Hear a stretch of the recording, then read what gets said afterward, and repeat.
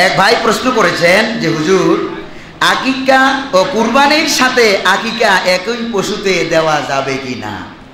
গুরুত্বপূর্ণ প্রশ্ন না গুরুত্বহীন প্রশ্ন? অনেক গুরুত্বপূর্ণ প্রশ্ন, যে কুরবানির সাথে একই পশুতে আকিকা দেওয়া যাবে কিনা। আরেক ভাই প্রশ্ন করেছেন যে হুজুর, আরাফাতের দিনের রোজার ফজিলত কি? আরেকজন প্রশ্ন করেছেন যে আরাফাতের দিন আসলে কোনটি, কোন দিন রোজা ঝামেলা আছে নাকি নাই? আরেকজন আরো প্রশ্ন করেছেন, প্রিয় ভাই সব, যে প্রথম যে প্রশ্নটা জবাব দেওয়ার চেষ্টা করব, আল্লাহ তৌফিক দান করুন, বলি আমিন। প্রথম প্রশ্ন হচ্ছে যে হুজুর, কুরবানির সাথে আকিকা দেওয়া, একই পশুতে আকিকা দেওয়া যাবে কি না? প্রিয় ভাই সব, এই প্রশ্নের উত্তরের শুরুতেই আমি বলি আপনাদেরকে যে কুরবানির পশুর সাথে আকিকা দেয়, এটা আমি জন্ম থেকে দেখে আসছি। এটা আমি জন্ম থেকেই দেখে আসছি। আপনারা দেখছেন কিনা জানেন? দেখছেন তো আপনারা? অনেক আগের থেকে মুরব্বীরা, ওলামায়ে কেরাম দিতেন। তো অনেক আগের থেকে চলে আসা একটা সুন্নতকে তার বিরুদ্ধে কথা বলতে হলে হালকা জ্ঞান নিয়ে কথা বলা যায় না। যদি বলুন, বলা যায়? হালকা জ্ঞান নিয়ে কথা বলা যায় না। মিডিয়াতে দেখলাম বিভিন্ন ভাইরা বিভিন্নভাবে কথা বলেছেন।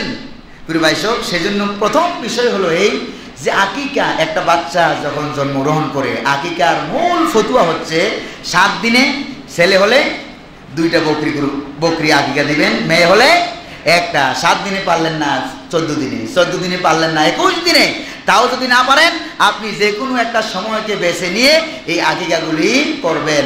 নবী করিম সাল্লাল্লাহু আলাইহি সাল্লাম বলেছেন যে ওয়ালিল গুলাম শাতান ওয়ালিল জারিয়া শাত, ছেলের পক্ষ থেকে 2টা বকরি আর মেয়ের পক্ষ থেকে কয়টা? 1টা বকরি কুরবানি করা হবে। তো আমরা দেখি এটা হলো আকিকার মূল নিয়ম, আসল নিয়ম, আফজাল নিয়ম।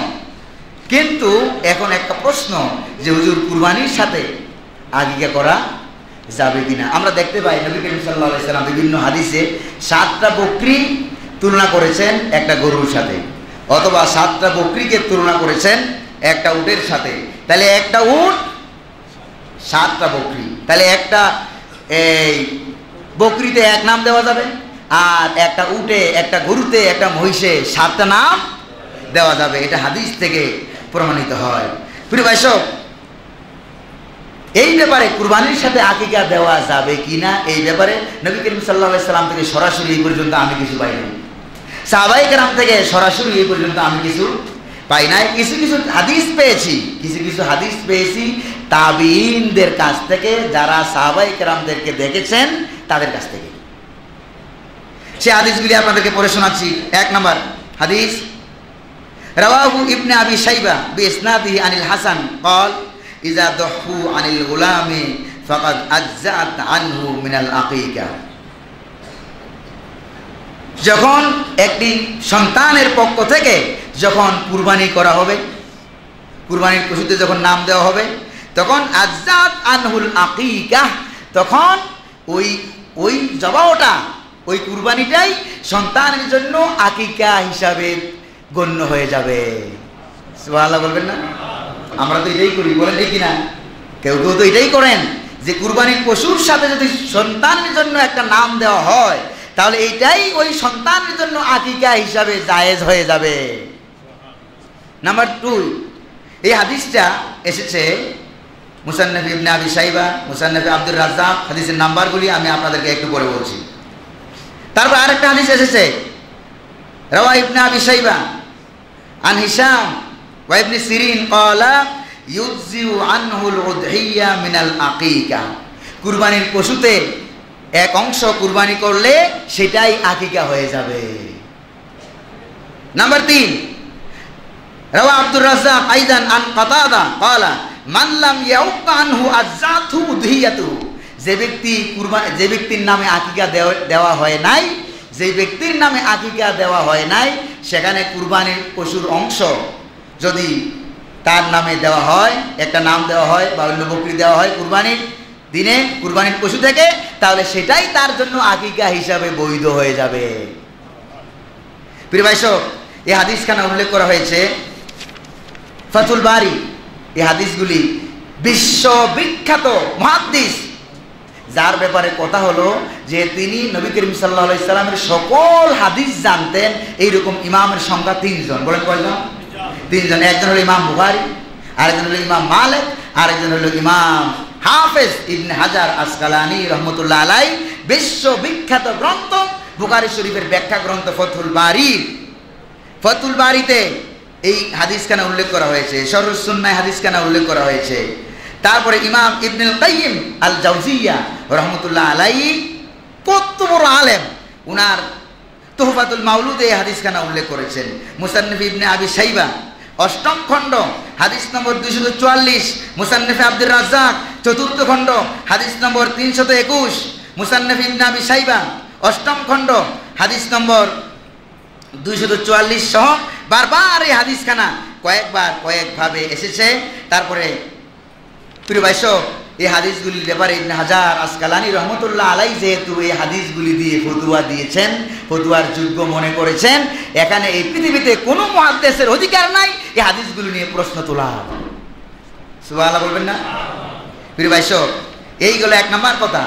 2 নম্বরের কথা হলো এই যে ইমাম ইবনুল কাইয়িম আল জাওজিয়া রহমতুল্লাহ আলাইহি এই হাদিসটাকে তার কিতাবে এই হাদিস থেকে দিয়ে তিনি ফতোয়া দিয়েছেন। ইমাম আহমদ ইবনে হাম্বল রহমতুল্লাহ আলাইহি এই ফতোয়া দিয়েছেন। ইমাম আবু হানিফা রহমতুল্লাহ আলাইহি এই ফতোয়া দিয়েছেন। কাজেই আমরা বলবো যে কুরবানির পশুর সাথে আকিকার অংশ দেওয়া জায়েজ। অংশ দেওয়া কি? আরো জোরে বলেন, অংশ দেওয়া কি?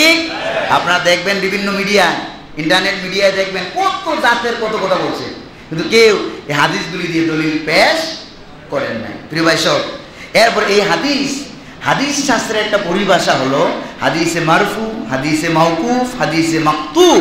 যে হাদিস নবী করিম সাল্লাল্লাহু আলাইহি ওয়াসাল্লাম পর্যন্ত পৌঁছেছেন এটাকে বলা হয় মারফু, সাহাবায়ে কেরাম পর্যন্ত যে হাদিস পৌঁছেছে সেটাকে বলা হয় মাওকুফ, তাবিঈ পর্যন্ত যে হাদিস পৌঁছেছে সেটাকে বলা হয় মাকতুব।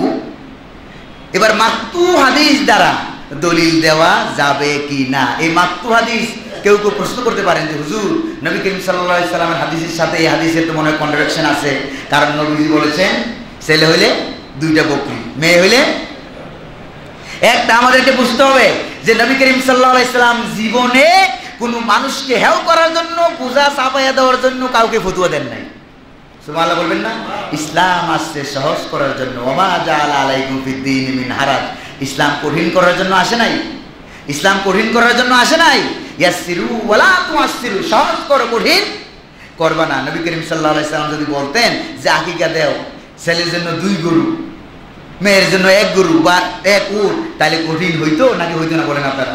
এরকম কঠিন মুহাম্মদ সাল্লাল্লাহু আলাইহি ওয়াসাল্লাম করেন নাই। লা ইউকাল্লিফুল্লাহু নাফসান ইল্লা উসআহা। প্রিয় ভাই, নবী করিম সাল্লাল্লাহু আলাইহি ওয়াসাল্লাম যে হাদিসে বকরি দেওয়ার কথা এসেছে সেই হাদিসগুলিতে আফজাল উত্তমতার কথা বর্ণনা করা হয়েছে। আর হাদিসে মাকতুব তাবিঈন যারা তাদের ফতোয়ায় যেই হাদিসগুলি তাদের ফতোয়া হিসাবে এসেছে সেগুলিতে জায়েজ কি হবে? জায়েজ, বৈধতার ফতোয়া সেখানে দেওয়া হয়েছে। কাজে অসাধ তৈরি হয়ে গেল, প্রশস্ততা তৈরি হয়ে গেল, একটার সাথে আরেকটার কন্ট্রাডিকশনের কোনো সুযোগ সেখানে থাকলো না। কারণ একটা হা বলবে আর একটা না বলবে এমন কথা এই হাদিসগুলিতে উল্লেখ করা হয় নাই।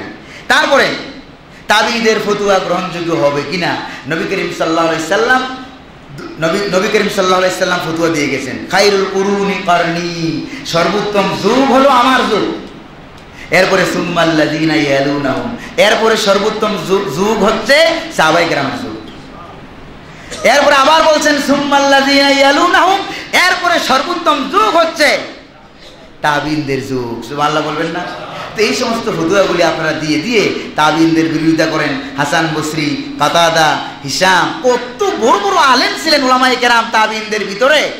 আরেকটা জিনিস, কোন তাবিঈ যদি জায়েজ না জায়েজের ফতোয়া দেন, কোন তাবিঈ যদি এমন কোনো কথা বলেন, বিশ্ববিখ্যাত প্রখ্যাত কোনো তাবিঈ যদি এমন কোনো হাদিস বর্ণনা করেন যে হাদিসের সনদ তাবিঈ পর্যন্ত এসে থেমে গেছে, এর উপরে যায় নাই, এমন যদি বর্ণনা করেন, আর যদি দেখা যায় যে এই হাদিসের ভিতরে তাবিঈর নিজস্ব মতামত রায় দেওয়ার কোনো সুযোগ নাই, ইজতিহাদের কোনো মাজাল নাই, ওয়ালাইসা হুনাকা মাজালুল লিল আখযি মিন আহলিল কিতাব, ইহুদি এবং খ্রিস্টানদের কাছ থেকে বলার কোনো সুযোগ নাই, নিজে বানায় বলারও সুযোগ নাই, রায় দেওয়ার কোনো সুযোগ নাই, ইজতিহাদের কোনো সুযোগ নাই, তাহলে বুঝতে হবে এটা তাবিঈনদের ফতোয়া নয়, এই ফতোয়া এসেছে মুহাম্মদ সাল্লাল্লাহু আলাইহি ওয়াসাল্লামের কাছ থেকে।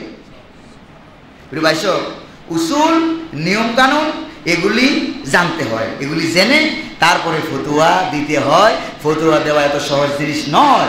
নবী করিম সাল্লাল্লাহু আলাইহি সাল্লাম বলেছেন, আজরাউকুম আলাল ফুতিয়া আজরাউকুম আলান নার।